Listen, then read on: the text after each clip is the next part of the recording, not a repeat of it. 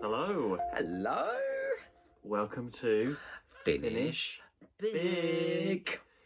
Instant Reaction. What is it called? I get it wrong every time. Instant Big, Instant Quick. It's instant finish, although it's not quite an instant reaction because we listened to the whole of the first story and one episode of the second story 2 days ago. Well, this is the new Fifth Doctor box set, which came out this week, In the Night. Red alert, it's new Big Finish. I will say that given the once and future delights that we have had lately, I was sceptical going in. Yeah, I had no idea. So this is Fifth Doctor, Tegan and Nyssa. Yeah. 2 stories, a 4-parter and a 2-parter. So let's talk about the first one. Pursuit of the Night Jar. Yes, that is it, by Tim Foley. Can I just say, before we even start, Tim Foley is turning out to be one of the best writers that Big Finish has at the moment. Torchwood, I know that's where I know his name from the most, I think. I can't think of Doctor Who's that he's done. He has over 70 releases. Right. And I took a look on the Big Finish website, and it was one banger after another. These great 9th Doctor stories, loads of Torchwoods, 4th Doctor stories. We haven't listened to half of them. Yeah. We've got loads of Tim Foley to shove into us at a later date. Well, I'm sure we will. But this story, we really enjoyed. Hold the boat. This was fucking brilliant. This was as good as some of these early days main range stories we're talking about. It was. You've got your 3 main characters and pretty much 2 other characters, so it's a really small cast. It's a really good contained story. Not all this over the top music. Not all these extra random characters in that they've done. Yeah, really sort of quiet. And it was a really good story to follow. A really good character moments for all of the regulars. Yes, excellent. And actually, I found the 5th Doctor in this quite emotional. Yeah, I like that though. Written really well. I think he had a bit of that on telly. Not a lot. But even more so here. Tegan gets a really good speech in this. Oh, shit it out. Hang on, can I say something about Tegan, please? Because I'm quite rude about her sometimes on the TV. Man, oh man. Big Finish has revolutionised Tegan. They've injected this enormous amount of humour into her and pathos and empathy. And suddenly Janet Fielding is knocking out. She's sticking out one great performance after another. She was phenomenal in this. And we know that Sarah Sutton's great because she's done a lot of stories. Yeah.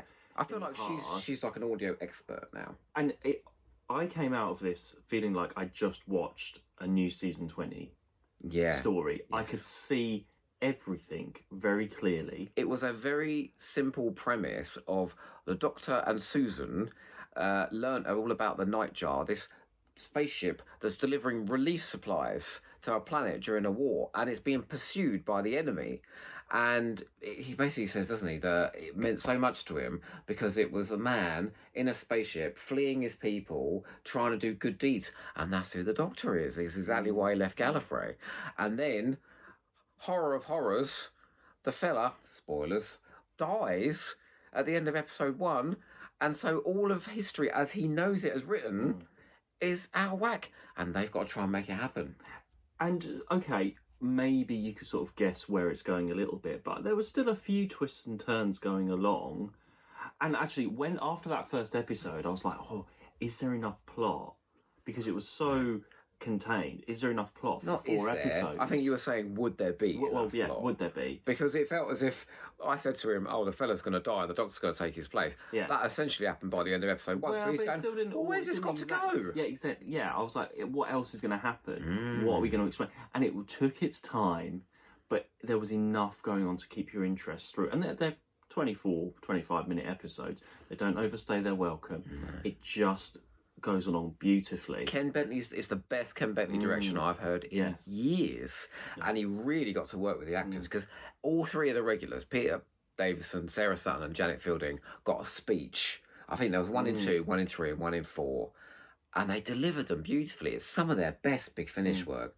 Like, bravo Tim Foley, I have to say. I was so surprised getting we've loved the 6th Doctor ones, but that's like Jackie Rayner and everything. But so we just didn't know I'm so surprised from a modern Big Finish box set that we got something like this. Good. But didn't you say to me that he said that he was basically doing a love letter to the main range? And Tim Foley, I think he's a fan of those early ones. So you can tell that he's inspired by those main range 1 to 50. Just so refreshing though to not have an interconnected box set. Yeah, it was to just have a standalone story on its own. that is just very Again, riveting. No references to the No past. continuity. In that one. No in fact, continuity. there was a point though when because we heard these boots going bang, bang, bang, bang, and I thought, oh fuck it, it's the Cyberman. It wasn't. In fact, the answer to that was excellent. And I hope people get this, and I hope it doesn't just pass by because it hasn't had that big fanfare of, oh, it's got Jackie Tyler in it, oh, it's got the reviews have in been it. solid, But the reviews have been great, and so I'm really pleased to see how people are enjoying this, and it shows you don't need to shove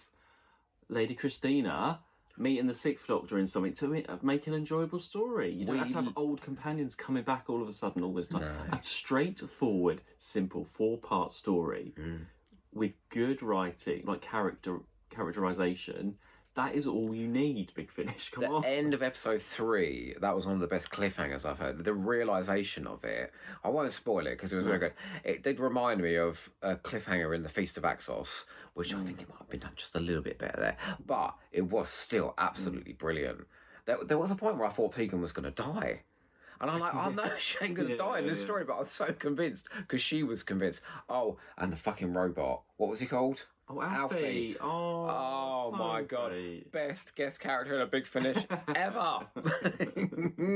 No, this was truly, truly excellent. I just can't think of anything wrong with it. We listened to 3 episodes of this, went down the beach for a jar, and then we were both like, no, we want to get back and listen to the last one. Well, I'm sorry. If I listen to one episode of Once a Future Stories, I don't know. I just genuinely feel like I've just taken a whole new proper Doctor Who story. Yeah. I feel like that should have been in season 20. Please take a look at the Pursuit of the Nightjar. I couldn't help but notice that Nick Briggs' name was nowhere near this. More of this. More of this. Anyway, so then we have a 2-parter. Yeah. Which is Resistor by Sarah, Grachala. Yeah, a new name. Yeah, and more females. Really I've got to say, Big Finish bringing in more of these women writers is such a wonderful, it's so refreshing, isn't it? Yes, yeah. So, after the males club it was for the first sort of 10 years.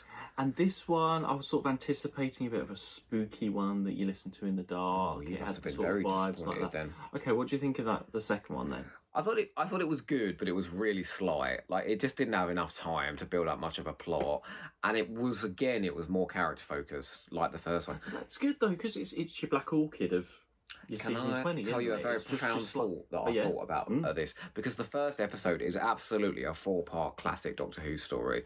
Few characters, one setting, really cleverly done. The second one is a new series episode, 2 parts. It's got like a gay storyline in it. It's got a sympathetic villain that's trying to get his babies off Earth. It's absolutely coming from sort of Rusty Davis's period of Doctor Who.